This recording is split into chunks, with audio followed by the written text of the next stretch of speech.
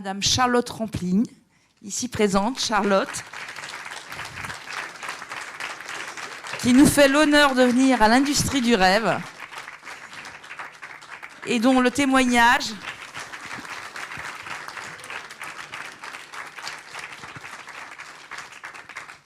va être donc recueilli par Michel Simon, grand critique de cinéma, directeur de Positif, auquel vous devez tous vous abonner. Voilà, donc je vous propose de vous installer, Michel et Charlotte. Une chaise, préférablement. Oui. Voilà, il y a une chaise ici, je me mets là.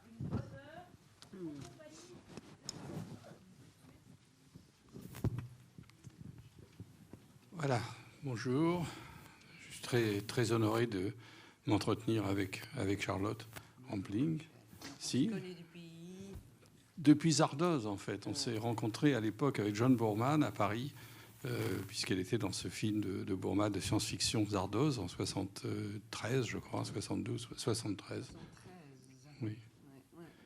En tout cas, comme le thème aujourd'hui des rencontres, c'est l'Angleterre, on va bien sûr commencer par parler de cela, dans la mesure où, effectivement, Charlotte est un trait d'union idéal entre l'Angleterre et la France, mais elle a aussi une carrière italienne et une carrière américaine, donc c'est une star cosmopolite. Dans mon esprit, c'est un adjectif très, très positif d'être cosmopolite. C'est peut-être pas prévu aujourd'hui dans le programme de beaucoup de gens, mais pour moi, c'est important.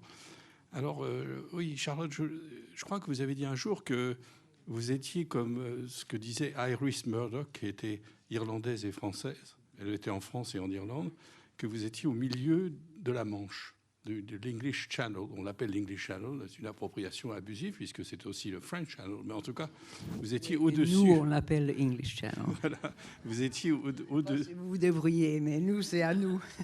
Alors, vous étiez au milieu du Channel. Oui.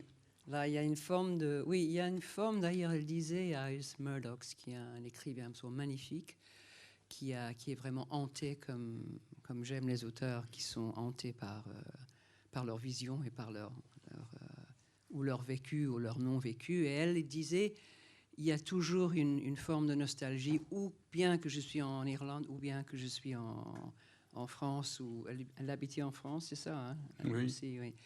Et c'est un peu ça avec moi, mais peut-être c'est ce qu'on cherche inconsciemment, c'est cet au-delà de là où on est. Dans le cinéma, évidemment, on le fait, on trouve le au-delà de là où on est, parce qu'on est dans des histoires inventées, mais en les inventant, elles sont à nous, on se les approprie. Donc moi, Charlotte, je m'approprie un personnage comme si c'était à moi quand même, et je fais croire que c'est autre, mais... Voilà, en fait, je fais comme si c'était à moi. Et le vécu pareil, comme Iris Murdoch. Moi, je suis un être restless. Restless, ça veut dire... Incontrôlable. Ah non, c'est pas ça. C'est difficile à traduire, restless, qui bouge tout le temps. Qui bouge... Non, pas infatigable. Qui bouge tout le temps. Non, restless, en fait, restless, c'est sans rest. Ça veut dire que vous ne trouvez pas votre repos, qui est peut-être bien, hein? Qui est peut-être bien parce que le repos, c'est peut-être la mort. Donc, jusqu'à la mort, on est toujours en train de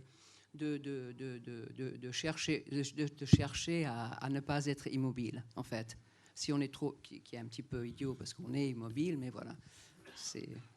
Alors, dans Swimming Pool, le film de François Ozon, qui a un titre anglais, mais qui est un film français, mais pratiquement parlé anglais, dans Swimming Pool, vous dites à un moment, vous parlez du Swinging London. Vous dites c'était formidable, le Swinging London. Alors, et ce qui est intéressant, c'est qu'un de vos derniers films, enfin, vous en faites beaucoup, donc c'est pas tout à fait un des derniers, mais un des films récents pour lequel vous avez eu le prix d'interprétation à Berlin, qui est 45 Years, 45 ans, vous vous retrouviez avec Tom Courtenay, qui lui-même était un des grands acteurs de ce Swinging London, du cinéma, du free cinéma, du renouveau du cinéma anglais. Donc, en fait, vous avez vécu ce Swinging London sans vraiment y participer de façon importante. Vous êtes apparu dans The Knack, Palme d'Or à Cannes. Vous étiez figurante avec Jane Birkin et Jacqueline Bisset. Mais vous avez fait quelques petites interventions. Mais en fait, vous l'avez vécu plutôt que joué, ce Swinging London. Oui, en fait. Mais est-ce que c'est de là... Ça veut dire quoi, ça, Michel? Non, mais vécu plus que... Oui. Est-ce que c'est de là qu'est venu votre non-conformisme, votre fait que vous avez toujours été très indépendante dans vos choix, vous participiez d'un mouvement de contestation qui était cette extraordinaire explosion musicale, cinématographique, théâtrale, littéraire de l'Angleterre de l'époque. Vous aviez 20 ans. Oui, j'étais absolument plein dedans, oui. C'est magnifique de vivre ces moments-là. On les a vécus aussi dans différentes époques. Les jeunes ont tendance à trouver ça aussi, où ils créent des mouvements presque. Mais ce mouvement-là était vraiment créé pour nous. C'était un changement radical à tout point de vue. C'était 20 ans après la guerre et voilà, tout devait changer et tout pouvait changer parce qu'il n'y avait plus de règles qui faisaient que nos parents nous ont interdit de faire des choses. Il y avait un tel mouvement que ça bougeait vraiment vers autre chose. Bien ou pas, on ne sait pas, mais si vous surfez sur the crest of the wave, ça veut dire que vous avez le potentiel peut-être d'avoir des sensations assez extraordinaires qui sont très éphémères aussi. Parce que ce mouvement-là qui est absolument fulgurant, comme on l'a connu ici à Paris en 68, ça crée des choses aussi qui sont parfois invivables. Mais vous n'êtes Donc, pas c'est resté. pas que bon. Mais vous n'êtes pas resté dans ce Swinging London. Vous êtes parti pour l'Italie. Je suis parti pour l'Italie, oui. Et pourquoi alors? Ça, c'est des circonstances de ma vie qui m'ont fait partir vraiment. Il y avait une tragédie dans ma vie quand j'avais 20 ans. Et je ne voulais plus rester je voulais partir. Voilà, je voulais partir. C'était le début de my restless life. Voilà.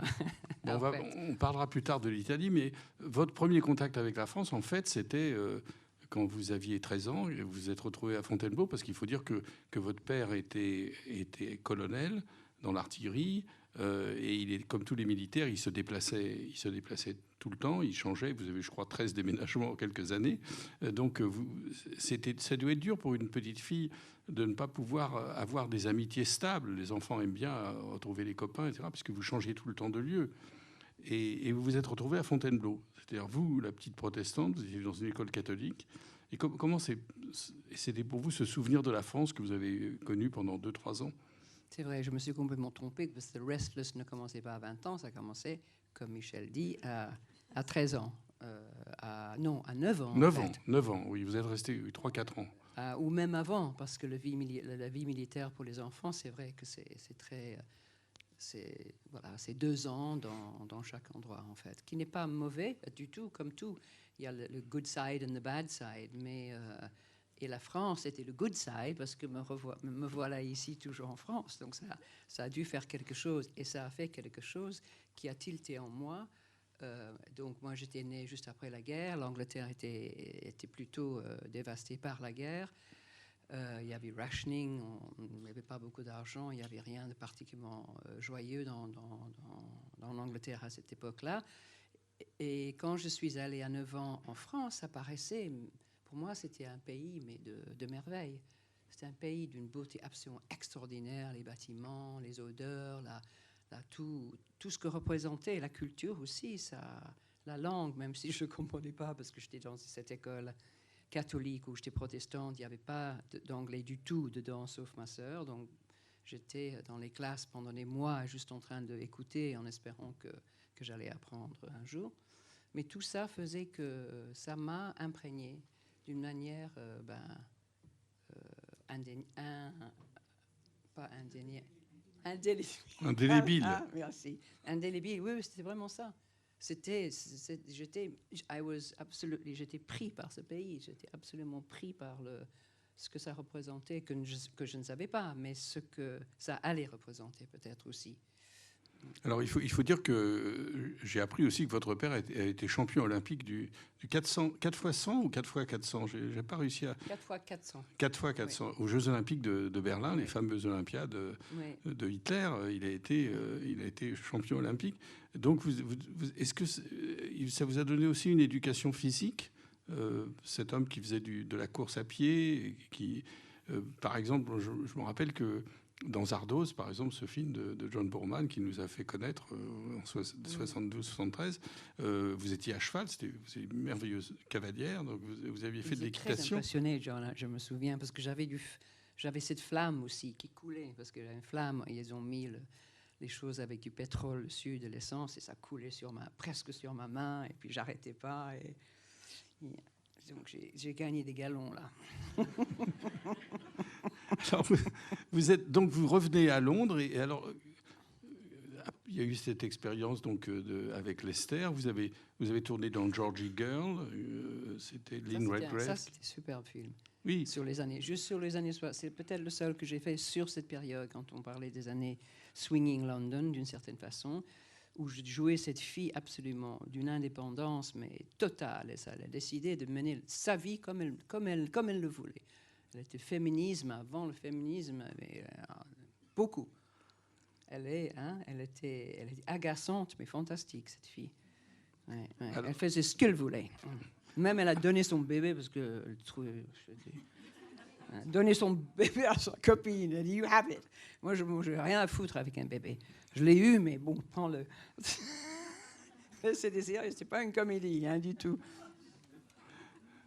Mais alors justement, dans votre séjour, enfin pas votre séjour, oui, un peu du séjour, puisque vous étiez tout le temps par Mons et par vous vous retrouvez à Londres, donc vous faites, vous jouez avec Lester dans The Knack, vous tournez dans Georgie Girl, un rôle beaucoup plus important, un vrai rôle là, cette fois-ci.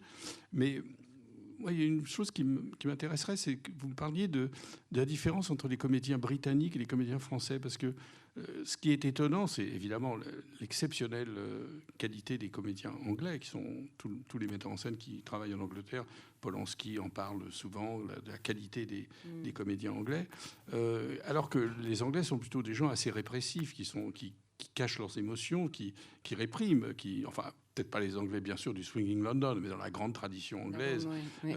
Est-ce que c'est pour ça qu'ils se défoulent dans le jeu, alors quand ils sont comédiens, que oui, c'est une occasion de s'exprimer? Je pense, parce qu'en fait, la représentation de l'émotion n'est pas bien.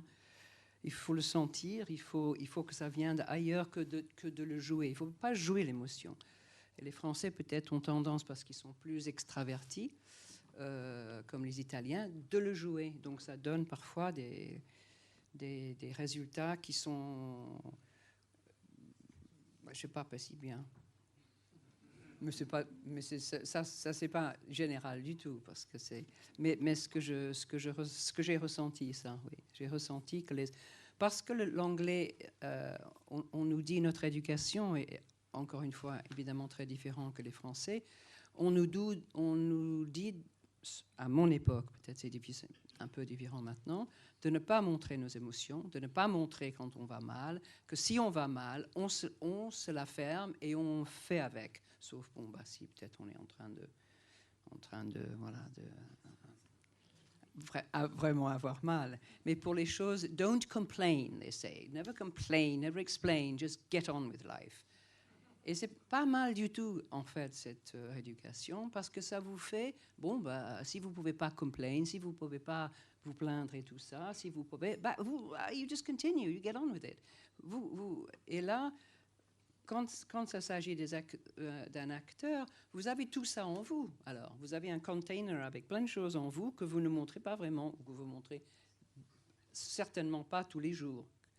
Et là, pourquoi même quand on est tout petit, on a beaucoup de comédies dramatiques dans les écoles, et c'était très bon parce que les petits ils avaient aussi la possibilité de montrer ça d'une manière, je sais pas, c'est sain. Pour les Anglais, c'est sain. Pour les Français, je sais pas. Alors vous disiez never explain, qui est une expression never complain, never explain. Vous plaignez jamais, n'expliquez jamais. C'est tout de même très différent du français, parce que le français est plus rationnel. Enfin, c'est un cliché de dire ça, mais c'est vrai. Le français aime beaucoup expliquer, etc. Et vous pensez que pour un acteur, c'est mieux. Il est obligé un petit peu, hein, vu d'où il vient le français, non? Il vient d'où? Je ne sais pas, votre histoire avec Descartes et tout ça. Et oui. Vous avez, tout doit être quand même expliqué, non? Oui, donc, un petit peu. Je sais que je schématise horriblement. Et vous allez, mais pour un acteur, c'est bien d'avoir une part de mystère alors dans ce qu'il fait. Hein? Pour un acteur, c'est bien d'avoir une part de mystère, de ne pas tout expliquer. Oui, bien sûr, bien sûr. Par exemple, dans votre travail avec les metteurs en scène, qu'est-ce que vous attendez d'un metteur en scène? Est-ce que vous attendez des... On me racontait que quand Joe Losey tournait Cérémonie secrète, Biafaro et Elizabeth Taylor voulaient absolument des explications de lui, parlaient pendant 3 heures du rôle, et Robert Mitchum, lui, il faisait un tour du pâté de maison, il arrivait, il tournait la scène sans se poser de questions sur son personnage. Est-ce que vous aimez qu'on vous explique vraiment le personnage, ou est-ce qu'au contraire... Ça, je pense que c'est très personnel. C'est pas parce que je suis anglaise ou... C'est pas une différence là par rapport à une nationalité, je pense. Ça, c'est une question de sensibilité et une question de comment on veut être surpris par un rôle. Moi, je veux être surpris par les rôles. Je veux me surprendre par les rôles. Je veux pas trop savoir. Je lis 1 fois bien, 2 fois bien le scénario. Je vois que c'est quelque chose que je veux faire. Et j'aurais aimé ne plus le lire du tout. Mais bon, il faut apprendre un peu les mots. Mais j'apprends très, très vite les mots, si je peux. Et après, j'essaie même de l'oublier, parce que pour moi, l'appui important pour faire du cinéma, ça, c'est évidemment pas du théâtre, du cinéma, c'est de le faire comme si je vous parle là maintenant. Je ne sais pas ce que vous êtes en train de me dire, mais je sais que je le dis parce que ça vient dans ma tête de vous parler comme ça. Et au cinéma, c'est pas mal aussi, ça. Hein, d'avoir cette forme de non-préparation. Je trouve que c'est bien. De toute façon, je le fais comme ça. Alors, on quitte un moment la France et l'Angleterre pour arriver aux États-Unis, parce que finalement, il y a 2 grandes écoles de jeu. Il y a l'école britannique, c'est-à-dire que c'est un peu le paradoxe du comédien de Diderot, c'est-à-dire on joue le rôle, simplement, on l'interprète. On a un rôle et on le joue. Et puis la méthode de Stanislavski, de Kazan, de Lee Strasberg, qui est de se plonger dans des souvenirs personnels pour essayer de retrouver... Alors c'est la fameuse anecdote du film où il y avait Laurence Olivier et Dustin Hoffman qui étaient ensemble. Et Dustin Hoffman, il courait pendant 4 heures autour du pâté de maison avant de tourner pour être complètement dans le personnage. Il jouait un personnage qui courait tout le temps. Et Laurence Olivier s'étonnait un peu de ça. Il disait, mais pourquoi simplement vous ne jouez pas? C'est-à-dire qu'il ne comprenait pas comment c'était nécessaire de faire une telle mise en condition. Est-ce que vous êtes Stanislavskienne ou est-ce que vous êtes oliviérienne? Oliviérienne, je ne peux même pas le prononcer. Tout à fait, je pense que les British, en fait, en voyant ce qui se passait avec la méthode de Stanislavski, qui est la méthode acting, que beaucoup d'acteurs américains avaient cette méthode-là, oui, c'est un... Voilà, c'est un... It's sort of like a trick. C'est comme si vous trickez yourself. Tricking veut dire si vous... Ouais, si vous essayez de... Ouais, c'est un truc. Donc, vous utilisez ce truc si vous n'avez pas d'autre chose. Mais si vous avez autre chose, c'est mieux de ne pas utiliser ça. C'est mieux utiliser de votre instinct, votre instinct profond, votre moi profond, qui peut peut-être jaillir et vous donner beaucoup plus de surprises que une analyse intérieure que fait Stanislavski. Beaucoup, où vous êtes... Je me souviens dans Taxi Mauve, un beau film français que j'ai fait, il y avait Edward Albert qui avait le rôle du jeune Américain qui arrive. Et lui aussi, pareil que Dustin Hoffman, il avait une grande scène avec moi qui préparait pendant des jours avant. Et je le voyais dehors, on était en Irlande en train de répéter avec lui-même. Je dis, bizarre, je dis, bon, il répétait avec lui-même, moi je n'étais pas là et tout ça. Et quand le jour arrivait, il était dans un tel état d'angoisse et j'imagine, de ça, qu'il a eu une très haute fièvre et il n'a pas pu faire la scène. Il fallait qu'il aille se reposer un jour. Mais alors justement, dans ce film que j'avais évoqué de Andrew Haigh, là, 45 ans, vous vous retrouvez quasiment 45 ans après avec quelqu'un du Swinging London, qui était Oui. Tom Courtenay. Est-ce que vous avez senti une différence dans votre façon tous les deux, vous êtes formidables, mais est-ce que vous avez senti une différence dans sa façon de jouer le rôle, de préparer, et la vôtre, ou au contraire, vous étiez... Parce que c'est vrai que des gens comme Albert Finney, par exemple, ont été marqués par la méthode. Les gens comme Albert Finney, dans ce free cinéma, on voit bien qu'il y a eu l'influence de Brando et de l'Actors Studio.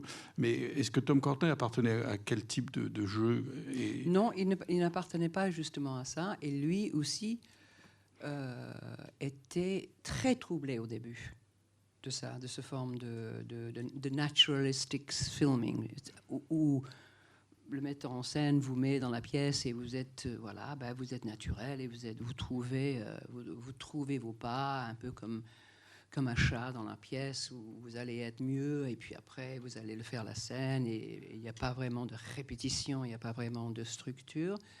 Et pour les 2 premiers jours, il était, mais il m'a dit après, je réalise pas à ce point-là. Et c'était dans la cuisine, le 45 Years, la scène commence dans la cuisine. Et on commençait avec ces scènes-là. Et il était assis à la table et il dit « Heureusement que j'étais assis parce que je ne pouvais presque pas bouger tellement j'avais le trac, parce que je ne comprenais pas comment faire comme vous le faisiez. » Parce qu'il dit « Moi, je fais partie de l'ancienne école et j'ai pas fait où c'était répété, tout le monde répétait. Après, on tournait quand c'était bien prêt. More old-fashioned, il a pas... Il connaissait pas ces techniques-là. Il savait pas comment... Il dit, I don't know how to be natural, he said. I said, oh, well, you're just going to have to play with me, I said. We're going to have to just play around. And he, what? But we're just going to have to pretend. You were just like, let's just pretend we're in a film. Mais pourtant... Ça a marché, il a aimé ça. Et bon, le film... Mais pourtant, je crois que vous aimez aussi en même temps les répétitions, répéter, non? Je ne sais pas si j'aime. Non. Je fais avec si on me demande, mais je sais que je n'ai pas fait beaucoup de théâtre, en grande partie parce que, en fait, j'aime pas du tout répéter.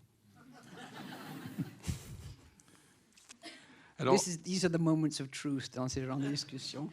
On les sort. Voilà.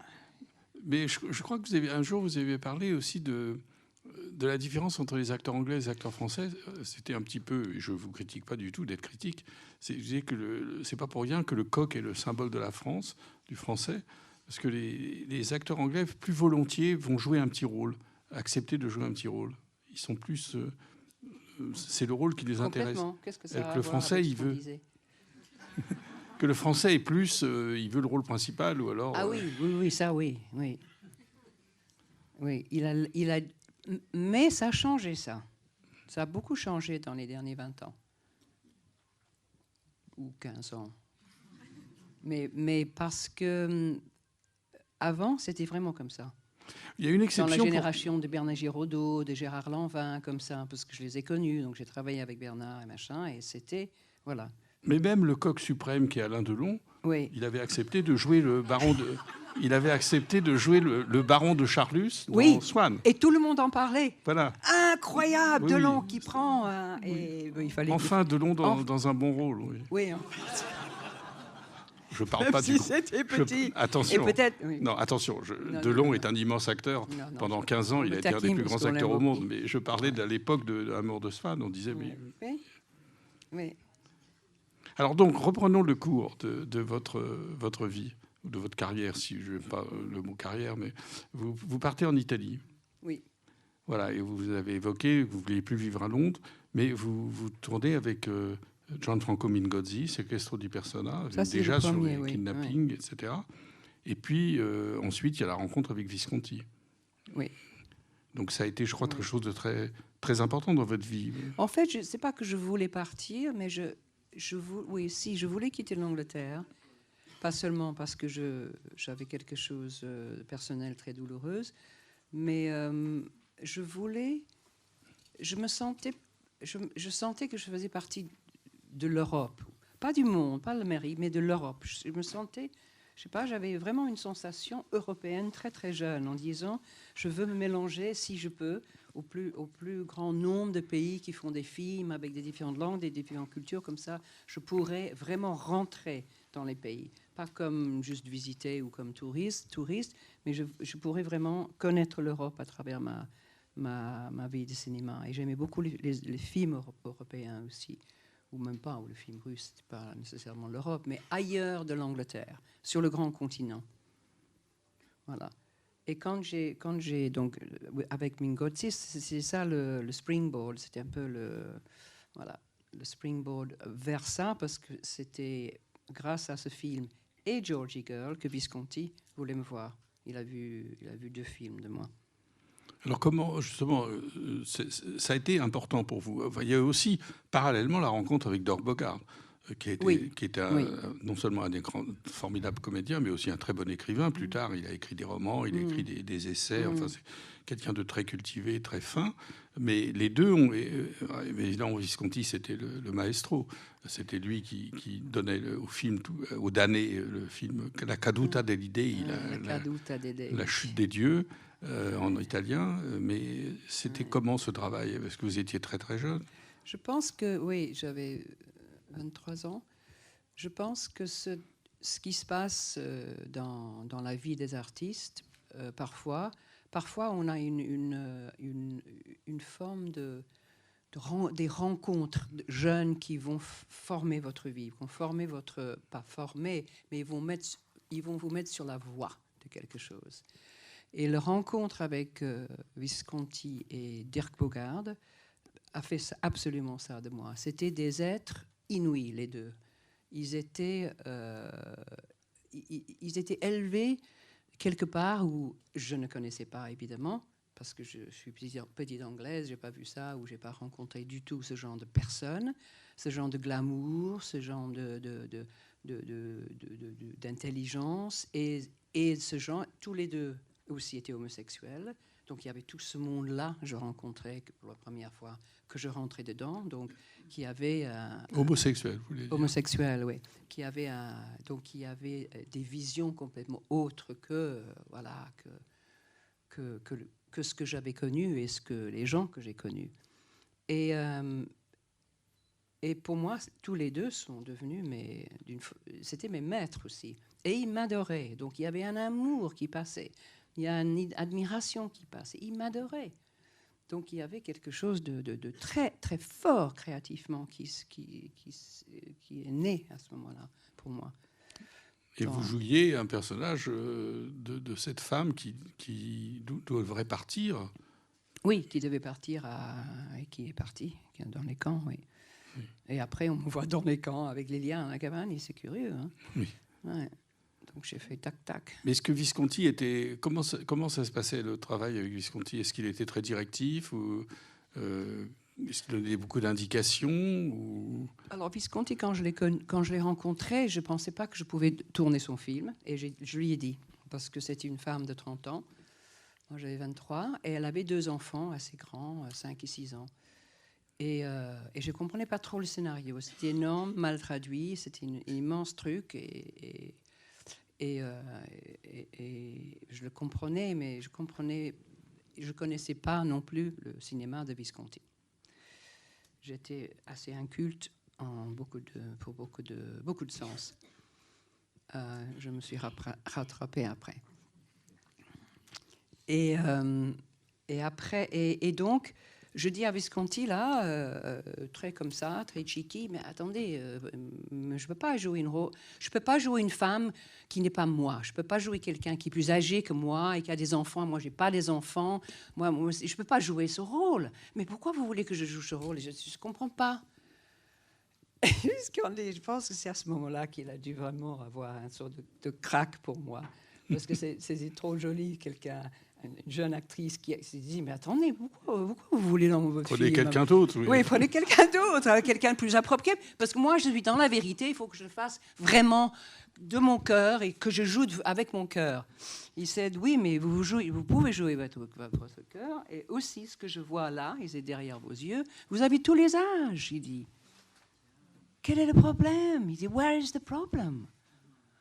Je dis, oui.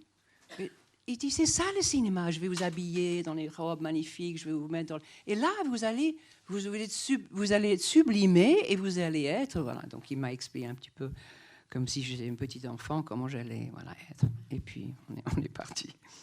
Et puis, donc, avec moi, il était comme un maître, comme ça, comme un père, presque, on dirait. Et je jouais pour lui, comme ça. Le scène où, justement, j'implore Ingrid Thulin de me laisser aller, où elle va créer une chose pour que je... Voilà. Et bon, si je prends ce train, c'est un train qui va m'emmener dans les camps. Et je l'implore de la laisser partir. Non, c'était pas ça. Oui, de la laisser partir. De me laisser partir. Excusez-moi,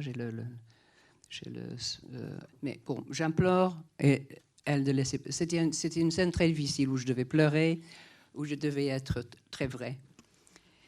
Et oui, quand il disait, mais vous n'avez pas de problème à le faire. Elle dit, si, je ne vais jamais arriver. Je dis, jamais arriver. Si. Il dit, moi, je vais être là, à côté de l'appareil, et vous allez le faire pour moi. Parce que moi, je sais que vous pouvez le faire. Vous avez tout en vous. Vous êtes une personne née, une actrice née. Elle dit plein de choses.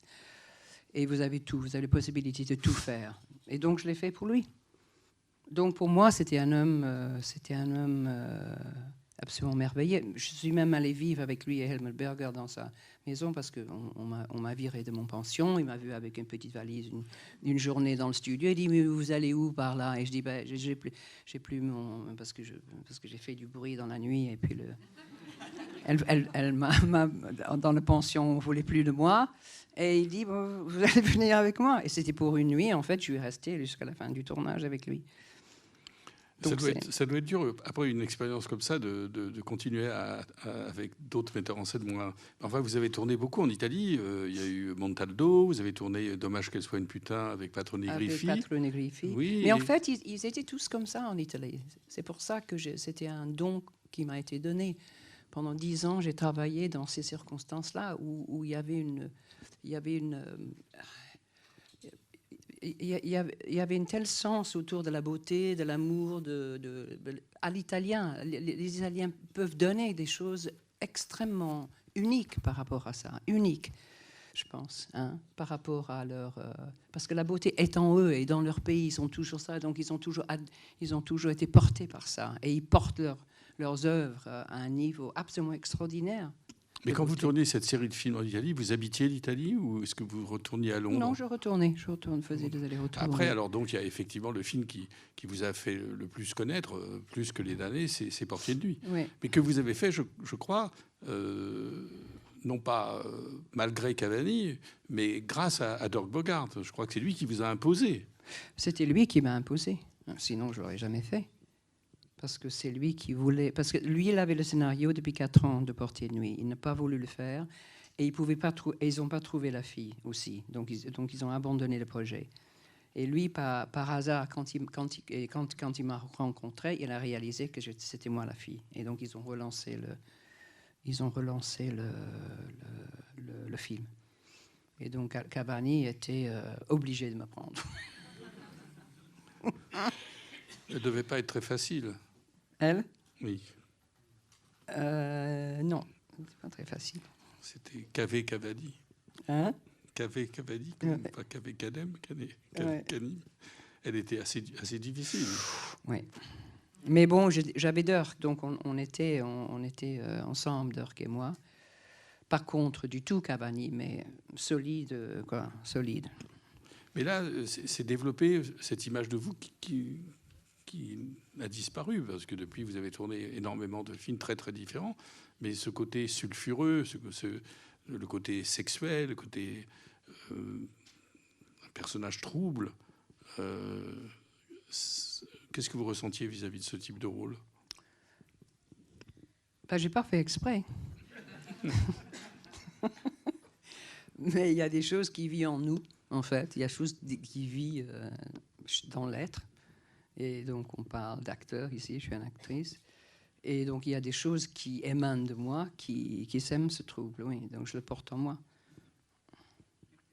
D'ailleurs, ce trouble, votre maxime préférée, j'ai trouvé assez merveilleux, c'est une maxime du cardinal de Bernis, qui était un des écrivains favoris de Roger Vaillant. Il a écrit un livre sur lui, et c'est ce que vous préfériez comme maxime, c'est « Si je devais mourir, je choisirais le paradis pour son climat et l'enfer pour ses fréquentations ». Donc ça colle très bien avec vos personnages très, très sulfureux. Mais ça, c'est un peu provocateur. Parce que, bon, moi, je ne suis pas nécessairement pour l'enfer et ses fréquentations pour de vrai, mais dans le cinéma, oui. Mais moi, je vous aime beaucoup, mais franchement, si je devais être sûr de vous retrouver seulement en enfer, je crois que je n'irais pas. Je préférerais ne pas aller en enfer. Mais alors, c'est en France que finalement, vous arrivez... Et avec un autre grand metteur en scène de théâtre, mais qui faisait aussi du cinéma, c'est Patrice Chéreau. Oui. Ça, c'est une autre grande rencontre. Oui. La chair de l'orchidée, oui. qui reprend aussi un rôle de ce type. Oui, parce qu'il y avait un... Oui, en fait, c'est... Quand je disais que les moments, ça peut se faire au début d'une vie d'acteur, où il y a certaines rencontres qui vont faire que votre identité cinématographique est créée, vraiment créée. C'est pas juste vous dans les films, c'est vous qui créez à l'intérieur des films. Donc vous avez votre identité. C'est ensemble et avec le film, avec l'essence du film. Et ces trois films-là, oui, parce que la chair de l'orchidée, aussi, la fille dans chair de l'orchidée, elle pourrait être une sœur de Lucia, hein, dans Portée de nuit. C'est vraiment les êtres qui vibrent avec ces formes de destin totalement inattendues. Mais est-ce que les deux venaient du théâtre, enfin, et Chéreau et Visconti, est-ce que vous voyez dans leur travail quelque chose qui expliquait cette origine théâtrale? Moi, je pense que j'aime beaucoup même, oui, ça. Parce qu'il y a quelque chose qui est vraiment construit, parce que le théâtre est obligé d'être construit. Vous êtes dans un cadre, donc vous êtes obligé de construire dans un cadre défini un monde qui peut être énorme, mais il faut que ce soit construit à l'intérieur de ce monde-là. Et je trouve que c'est une fabuleuse base de tout, fabuleuse discipline. Et je suis très pour la discipline, peut-être parce que je suis né par un père militaire qui était très dans la discipline. Et je trouve tout ce qui est discipline rassurant. Je trouve ça parce qu'il y a une base de quelque chose là. Il y a une base il y a une formalité, il y a une écriture, il y a un domaine qui ne changera pas. Même si on dit ouais, mais c'est dommage que ça ne change pas. Je dis non, c'est bien. Ça ne change pas, mais nous, on peut trouver le moyen de le changer autour. Voilà, ça, c'est la différence. Dans votre travail avec d'autres comédiens, alors je sais bien que le cinéma est tourné de façon fragmentaire, on ne tourne pas toujours dans l'ordre, etc. Le montage joue un rôle considérable par rapport au théâtre où effectivement l'affrontement de deux comédiens sur scène, c'est direct et c'est comme ça. Mais néanmoins, est-ce que la confrontation avec de grands acteurs avec lesquels vous avez joué, ou actrices, je pense par exemple dans Swimming Pool avec Ludivine Sagnier, mais dans d'autres films, Top Courtenay par exemple, dans 45 ans. Et est-ce que le vis-à-vis vous stimule? Est-ce que jouer avec quelqu'un d'autre vous apporte aussi, suivant la qualité ou le talent ou le génie de l'autre comédien? Complètement, oui. Complètement. Un peu comme au tennis, c'est-à-dire on joue mieux quand on est en face de quelqu'un. Absolument, mais parfois le donner de l'acteur n'est pas à la hauteur de ce dont vous avez besoin ou ce que vous aimeriez. Donc il ne faut pas avoir non plus de jugement. Donc on fait avec toujours. Donc on n'est pas pris au dépourvu à cause de ça. Il faut être, parce qu'on est toujours en face de quelqu'un, plus ou moins. Quand on joue, on est seul aussi, mais très souvent on est en face de quelqu'un. Donc, comme vous dites, si vraiment il y a, par exemple, je me souviens quand j'ai tourné avec Michel Serrault, il avait une réputation d'être difficile avec les femmes, et de ne pas particulièrement aimer les femmes, et actrices, et tout ça. Et je dis, ah bon. Et donc, mon challenge là, c'était justement de faire en sorte qu'il aime beaucoup tourner avec une femme. Voilà. Donc on prend toujours c'est ça que j'aime d'ailleurs, où on prend toujours la difficulté de l'autre pour justement en faire quelque chose. Alors, quand on vous propose un scénario, on vous propose de tourner dans un film, qu'est-ce qui vous retient le plus? Est-ce que c'est le scénario? Est-ce que c'est le rôle? Ou est-ce que c'est le metteur en scène? Ça peut être les trois, bien sûr, mais est-ce qu'il y a quelque chose qui peut plus vous décider? Il faut que ce soit les trois, en fait, pour moi. Il faut, au début, c'est l'histoire. À l'intérieur de l'histoire, c'est le personnage qu'on vous propose. Est-ce que ce personnage est vraiment bien dans cette histoire? Est-ce que tout ça a un sens? Est-ce que tout ça, voilà, a une valeur? Ou est-ce que c'est juste un peu sans intérêt? Alors, si c'est vraiment sans intérêt, à ce moment-là, passons. Mais si c'est un intérêt, et le metteur en scène... il y a un metteur en scène, par exemple, connu que j'aime, et le personnage est comme ça. Donc, on peut discuter. On peut faire en sorte, avec le metteur en scène, qu'on le rend un petit peu plus intéressant. Mais il faut faire attention, parce que si l'histoire est très écrite et tenue et bien, c'est pas sûr que ça marche. Ça, j'ai essayé 1 ou 2 fois et c'était pas sûr que ça marche, parce que c'est un tout.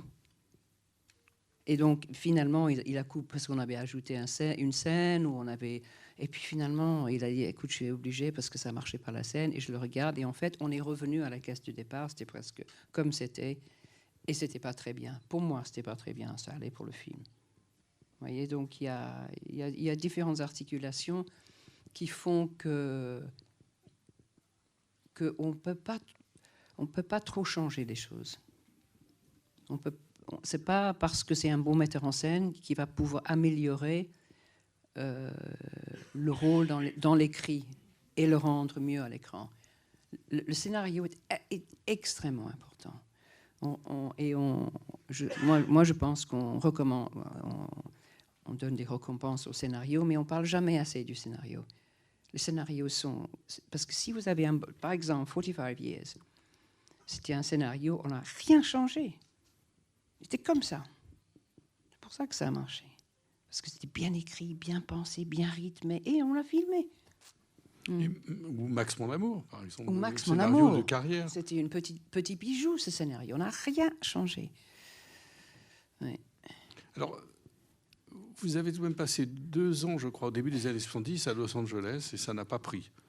Ça ne vous a pas convenu, ce séjour hollywoodien. Il ne vous a pas apporté ce que vous attendiez? Non, et ça m'a confirmé ce que je ressentais en moi, c'est que je suis européenne, et fondamentalement, profondément européenne. Et la culture américaine, c'est pas pour moi. C'est pas quelque chose que je peux pas adhérer aux Américains. J'ai rien. Voilà, ça. Il me parle pas. Ou il me parle pas là. Bon, bien sûr, mais pour créer avec, c'était, sauf peut-être les films indépendants, mais c'était plutôt pour les big budget films à cette époque, et c'était trop compliqué. Oui. Vous avez tourné après j'ai tourné avec 2 grands metteurs en scène. Avec Woody Allen, absolument. Évidemment, Stardust Memories. Et puis avec Lumet. Oui, mais ils étaient basés à New York. Moi, voilà, je parle c'est ça. Oui, voilà, c'était pas l'épisode Los Angeles. Oui. Et Stardust Memories, où Woody Allen vous disait que vous étiez faite pour la comédie. Oui. Alors que c'est pas un film tellement comique, celui-là. Non. Et comment mais c'était? on sent quelqu'un qui est bon, même si grand tragédien, on sent l'humour, parce que c'est juste un petit touc et ça devient un humour. Hein. Et comme je suis anglaise, j'ai cet humour, self-deprecating humor, right? L'humour qui s'auto-détruit. Oui, en dérision. C'est l'autodérision qui est une arme formidable. Hein. Je pense que les Français ne connaissent pas autant que c'est une arme, ça. parce qu'on peut vous avoir terriblement avec ça. Oui, parce que it's very clever, right? Non, c'est sûr, les Anglais sont vicieux. Hein. Vraiment. On pense que c'est so nice. Vous avez remarqué que j'évoque Woody Allen facilement, ce qui ne serait plus le cas en Amérique. Si on était en Amérique, aujourd'hui, Woody Allen, il ne faut pas en parler. Est-ce que c'est vrai? Est-ce que c'est toujours vrai, oui, ça? Le puritanisme revient très fort. Et la campagne de presse contre lui est assez ignoble, puisqu'il n'y a jamais de preuve véritable. Mais en tout cas, c'était comment ce travail avec lui? Comment il travaille avec les comédiens? Avec moi, il travaillait très bien, parce que je pense qu'il était dans une bonne période aussi. Il venait, c'était dans les années début 80, et il venait il avait fait Manhattan, il avait fait Annie Hall. It was Annie Hall, Manhattan. Il venait de finir sa relation avec Diane Keaton, une collaboration très intense et il n'avait pas encore rencontré Mia Farrow. Et il me demandait, quand il m'a demandé pour le rôle, il demandait d'être sa what was it perfect? Not his perfect, hein?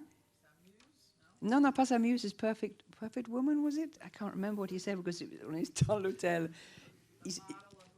Hein? Well, something like that. Oui, et donc le model of a woman ou le perfect woman pour Woody Allen, évidemment, était très fêlée, très intéressante, mais vraiment fêlée. Et donc, on a eu une relation délicieuse, complètement platonique, où on jouait tout le temps à être à flirter. On flirtait tout le temps. Voilà, donc c'était charmant. N'est-ce pas? Ça, c'est the perks of this business. Et Lumet? Et Lumet, non, je ne flirtais pas avec vous. Non.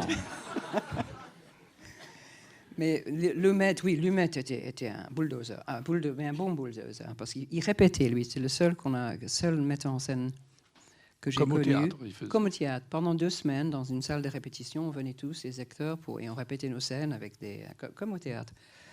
Et après, quand on tournait, on ne parlait pas du tout, on n'avait aucun rapport avec lui, et on faisait ce qu'on devait faire. Donc, ça, c'était des expériences indépendantes. Formidable metteur en scène. Oh. J'ai vu Network recently. Incroyable ce film, dans la télévision. Un grand cinéaste. Mais donc ça, c'était des productions plutôt new-yorkaises, indépendantes. Enfin, peut-être pas l'argent, mais... Oui, complètement. Mais lui, pour la même raison que moi, je ne voulais pas aller à Hollywood, je pense. C'est pour les... voilà, il y a des gens qui ne supportent pas ce système, c'est tout. Quand vous revenez en France, ce qui est frappant dans votre filmographie, c'est la grande indépendance par rapport à vos projets. C'est-à-dire que vous pouvez accepter de tourner dans un film très apparemment populaire, commercial, etc., qui sont des bons films, mais aussi donner leur chance à des gens qui ne sont pas connus. Ou c'est sur quoi que ces décisions que vous prenez? On en a parlé. Vous avez dit la combinaison du scénario, du rôle et de la metteur en scène. Oui, mais en plus que ça, c'est juste au feeling. C'est vraiment au feeling. Si j'avais pas envie de tourner, je tournais pas. Et puis des choses qui arrivaient pas. Moi, j'ai jamais demandé à qui que ce soit de tourner avec moi. Jamais. J'attends qu'on vienne m'inviter à danser. Vous n'écrivez pas une lettre? Je suis très fille comme ça. Vous n'avez pas une lettre? J'aimerais tellement travailler avec vous. Non? Et lettres aussi, absolument. Lettres, ça peut arriver aussi. Oui, j'ai eu des lettres, mais c'était pas pour les films que j'ai faits. Non, mais vous-même écrire une lettre à un metteur en scène, non. Pour lui dire j'aimerais beaucoup travailler avec vous. Non, j'ai jamais fait. Peut-être parce que je suis trop fière. Peut-être parce que je sais pas pourquoi je l'ai pas fait. Mais je sais que les gens disaient mais pourquoi si tu aimes ce metteur en scène? Et je dis écoute, c'est pas comme ça que ça va m'arriver. Voilà, c'est comme ça. Donc j'ai pas attendu parce que j'attends pas que le cinéma vienne vers moi. S'il vient pas, c'est pas grave. Mais je savais depuis très jeune qu'on me voudra toujours de moi quelque part toute ma vie. Voilà. Ah oui, c'est complètement... J'avais des doutes dans autre chose, ne vous inquiétez pas. Hein. Et parce qu'il y avait un long moment où j'ai arrêté le cinéma parce que j'étais pas très bien, etc. Et les gens disaient, mais est-ce que tu n'as pas peur? Non, de ça, j'ai dit, de ça, je n'ai pas peur. De tout le reste, oui. Mais de ça, je n'ai pas peur. Ce serait toujours là pour moi, le cinéma. Curieux, hein? Mais alors, après cette période où vous n'avez pas tourné beaucoup, ou très peu, en tout cas, il y a la rencontre avec François Ozon. Alors, ce qui est intéressant, c'est que pendant très très longtemps, vous n'aviez jamais retourné avec quelqu'un avec qui vous aviez tourné. C'était très curieux. Oui, mais ils m'ont demandé. Hein. C'est plutôt moi qui n'ai pas voulu. Oui, vous ne vouliez pas, ça. bien sûr. Mais avec Ozon, ça a été au contraire. Je crois que vous avez joué dans 4 films. Oui. Sous le sable, évidemment, Swimming Pool, Angel, qui est un film méconnu, très beau, et puis Jeune fille, vous aviez un peu... Oui, à la fin. Comment s'est fait cette rencontre avec... C'est vrai que c'est 2 de vos plus beaux films, Swimming Pool et Sous le sable. Bah lui, voilà, on peut dire qu'il est venu dans la seconde partie de ma vie. C'est-à-dire que si on prend du premier parti, ce qui est la jeune vingtaine, où j'ai rencontré Visconti comme maître et Bogard, et après les autres. Et après, c'est parce que c'était ce moment dans la quarantaine où je suis parti un peu sous terre, voilà, pour voir un petit peu ce qui se passait sous terre. Et en émergeant, j'ai fait un film avec Akoyanis, j'ai fait un film avec Jonathan Nossiter, et je disais, je ne suis pas sûre, hein, je ne pense pas que je vais continuer dans le cinéma, tout ça, même si le cinéma, je sais que le cinéma me veut, je ne sais pas si je voudrais. Et c'est là où j'ai rencontré Ozon, c'est à travers mon agent, Elisabeth Tanner, qui aimait beaucoup Ozon. Elle avait suivi pendant 1 an. Elle nous met ensemble parce que Ozon dit, tiens, je veux faire un film d'une femme d'une cinquantaine d'années dans un maillot de bain. C'était ça qu'elle a dit. Il est coquin. Il a dit, la première chose, il a dit, est-ce que ça vous gêne de mettre un maillot de bain? Et je dis, quoi? Pourquoi ça me gênerait? À votre âge, il dit. Ah. J'avais 53 ans, je ne sais pas quoi. Donc j'ai dit, voilà un beau provocateur avec un sourire, parce qu'il a un visage d'ange, ce Ozon, surtout à cet âge-là, il avait 32 ans. Et voilà, il m'a expliqué ce qu'il voulait faire, et puis on est parti. Je savais presque immédiatement que ça, c'était mon nouveau. Le nouveau qui allait m'emmener quelque part. Parce que c'est presque comme une documentaire, hein, Sous le sable. Oui. Il me suit. Il me suit dans l'absence. Il me suit pour essayer de trouver comment on fait quand on est devant une absence et une disparition. Qu'est-ce qui existe dans ce chemin-là. Oui, d'ailleurs, je crois que Cronenberg a dit de vous que vous étiez comme un fantôme, et dans Sous le sable, vous êtes avec un fantôme. Voilà.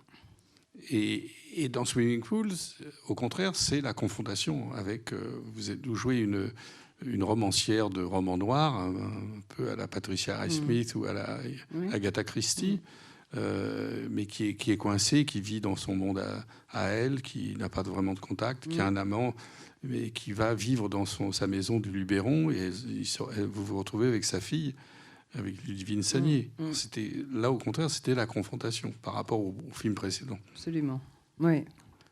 Mais vous aimiez chez Ozon aussi cette imprévisibilité, comme vous, c'est-à-dire le fait que lui, il est pour moi le roi du naturalisme. C'est vraiment ce qui est le plus naturel au monde. Parce qu'il est derrière la caméra. Hein. Donc c'est lui qui... Il fait la photo. Oui, il fait la photo, donc il vous filme, il vous regarde, et donc vous êtes. Il veut surtout pas de répétition, surtout pas de... Il s'en fout de scénario, de mots dans le scénario. Si vous vous trompez, c'est pas ça. C'est que voilà, c'est une forme de naturalisme que j'ai retrouvé avec lui. Et c'est ça qui m'a reconforté, parce qu'en fait, pourquoi je voulais pas faire de cinéma, il fallait que je trouve l'étape suivante, voilà, pour moi, dans ma voyage intérieur, parce que mon voyage intérieur est ce qui m'intéresse pour le cinéma. C'est parce que on voit, évidemment, il y a un plastique qui est agréable, mais c'est surtout le voyage intérieur. Voilà. Et donc, pour avoir ce voyage intérieur, il faut avoir des metteurs en scène particuliers, comme un Ozon qui vous offre un Sous le sable et qui vous met devant un truc, Bon, il n'y a pas d'histoire, le mari disparaît et après, rien. Voilà. Il dit, OK, bon, maintenant, on va faire le premier parti et après, on va le financer. On va trouver les financements après, quand le mari disparaît. Donc, les gens, les financiers, ils disaient, oui, mais après que le mari disparaît, il se passe quoi? On ne sait pas. Je pense qu'elle va le chercher. Donc, personne ne voulait financer ce film, et c'était les Japonais à la fin qui l'ont fait, parce que les Japonais ils pigent différemment. Et c'est pour ça que pour moi c'était idéal, parce que c'était devant un blank, c'était devant une disparition, c'était parfait pour moi. Je ne pouvais pas chercher, je ne pouvais pas trouver mieux. J'étais dans une joie absolue en faisant ce film. Alors j'ai évidemment envie aussi de vous poser peut-être une dernière question sur un metteur en scène. Après on va passer à d'autres domaines, parce que vous avez une carrière très riche et très variée. C'est Lars von Trier. Alors vous avez tourné dans un de ses plus beaux films. C'est un metteur en scène inégal. Mais Mélancolia est même un de ses grands films. Comment s'est passée cette rencontre? Comment il vous a contacté? Il me voulait pour Europa. Oui, il valait mieux Mélancolia, c'était mieux. Il valait mieux Mélancolia, je sais, mais Europa, je ne pouvais pas le faire. Je n'étais pas bien. Oh, mais vous avez refusé Lars von Trier. Je dis, ben oui, parce que je suis pas bien, j'ai pas envie de tourner ce film. Mais Lars n'a pas oublié. Et donc, il m'a demandé pour celui-là. Et c'était quoi l'expérience? Ah, c'était formidable. Il est délicieusement barge. C'est l'understatement britannique. Understatement. Voilà. On ne sait jamais ce qu'on va rencontrer chaque matin. Mais il paraît que là, pour Mélancolia, il était le mieux qu'il a été depuis très longtemps. Oui. D'ailleurs, il déteste le film, comme c'est ses meilleurs films. Oui, c'est ça. Il le déteste. Oui. Et moi, je l'ai rencontré, il m'a dit, comment vous aimez ce film? Voilà. Bon. Mais il a essayé de totalement le finir à Cannes. Oui, il a tout fait pour le détruire. Il a tout fait pour le finir à jamais, pour le tuer à jamais. Alors, Charlotte, je voudrais parler de plusieurs activités que vous avez. Par exemple, j'ai une grande admiration pour Steve McQueen. Je parle pour l'acteur, mais je parle surtout du metteur en scène de Hunger, de Shame, de 12 Years a Slave, qui a filmé pour une installation votre œil. Oui. Il a fait un court-métrage la caméra tourne autour de votre œil. Ça s'est passé comment cette rencontre? Parce que Steve McQueen, je l'ai connu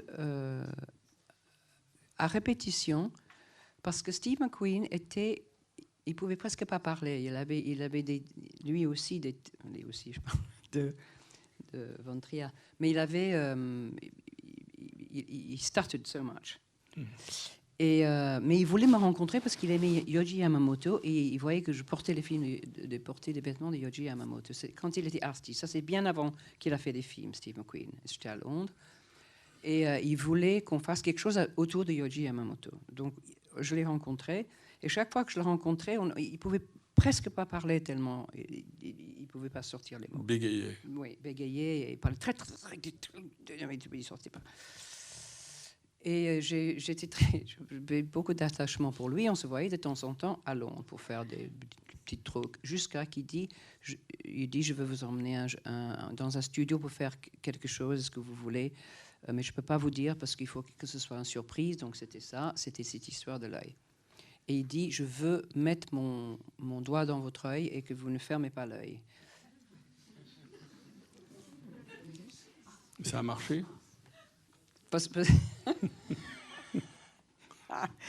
Oui, mais il passe son temps à faire quoi, les artistes, on se demande. Hein. Alors, je sais aussi que vous faites et donc, c'était comme ça. C'était lui, le doigt. Et il ne fallait pas que je ferme l'œil, parce que c'est une sorte de challenge. Et il était sidéré parce que je ne l'ai pas fermé. Parce qu'il arrive presque à toucher le pupille, et il ne faut pas fermer. Voilà. Donc, je suis sûr qu'il y a des gens ici qui vont être très curieux de voir ce film, qui a été montré dans une galerie qui expose les œuvres de Steve McQueen. Marianne Goodman, il est avec. Oui. Et après, quand il a fait Hunger, il m'appelle et il parlait complètement normalement. Après qu'il a fait c'était incroyable. Ça a fait que. Alors, vous faites aussi, je sais que vous faites de la peinture. Oui. Vous faites de la photographie, vous avez une exposition de photos malheureusement, je l'ai raté à la MEP. Vous avez fait une exposition de vos photos. Vous avez été photographié par beaucoup de grands photographes, Jean-Louis Sieff, Helmut Newton, Bettina Reims, Peter Lindbergh, Jürgen Teller même qui vous a photographié nu devant des statues du Louvre. Donc là aussi, vous n'hésitez pas. Bah, ils sont tous nus au Louvre.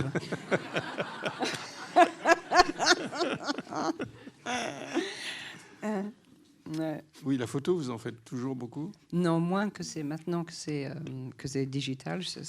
Voilà, je suis comme tout le monde sur mon téléphone plus. Mais peinture, oui, ou peinture si on peut dire, mais c'est une sorte de peinture sculptée un peu.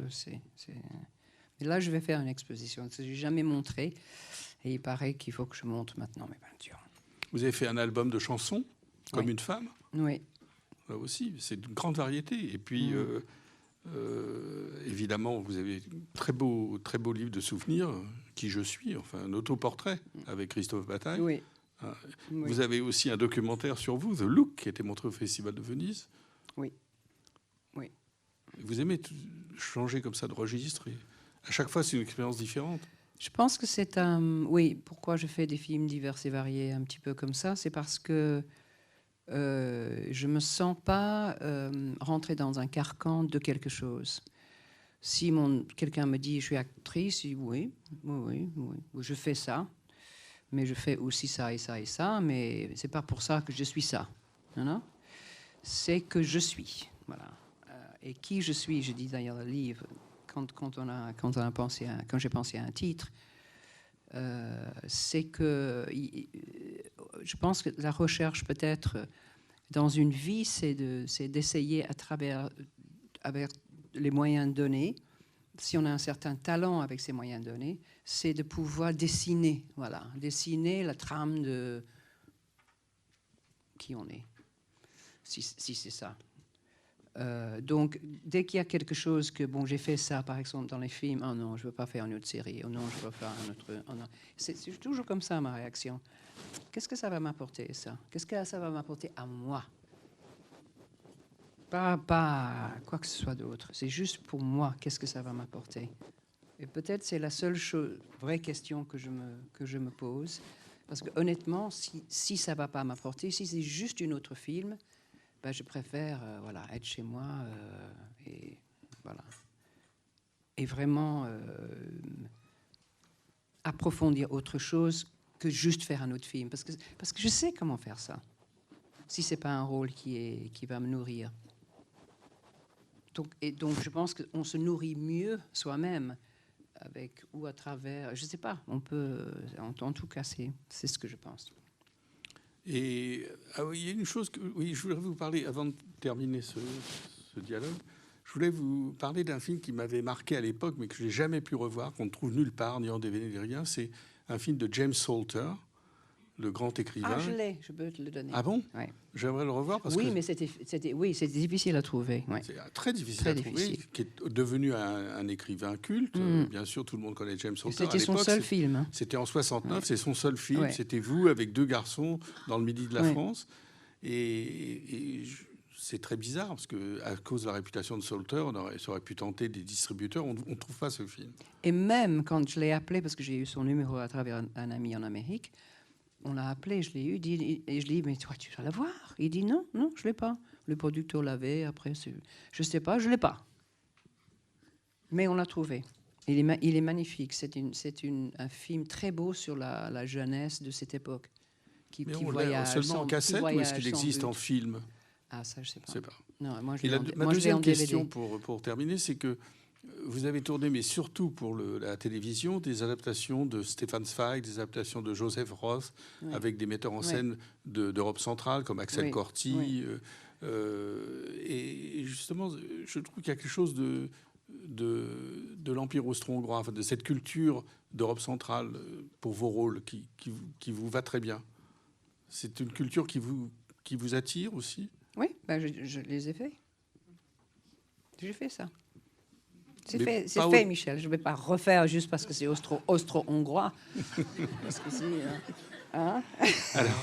Maintenant, on va vous voir dans un film voilà. de Qu'est-ce qu'on va me voir de maintenant? Haruna Lifshitz. Alors, c'est une première parce que Oui. ce film est encore inédit. C'est un film tout à fait passionnant. Alors, ça c'est... Et on va voir un extrait, voilà, avec vous. Oui, Voilà, pour terminer. Merci beaucoup. Oui. Merci. Merci Michel, merci beaucoup.